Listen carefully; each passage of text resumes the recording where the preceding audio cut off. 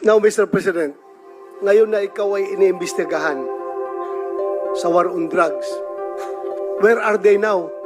Yung mga nagsusuporta sa iyo noon sa war on drugs, hindi natin narinig ngayon. Iniwan ka sa ere. Ano po yung naramdaman mo? Takot. Alam ko kasi tao. Yung, for the good time lang yan sila. Yung mga crisis kang ganito, wala ka namang kaibigan.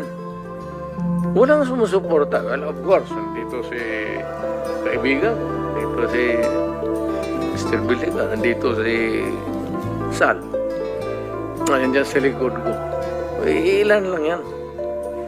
Pero, yung dapat lang ng malaman na yung pagiging mayor ko, pagiging ko, talagang presidente, dinibdib ko yan.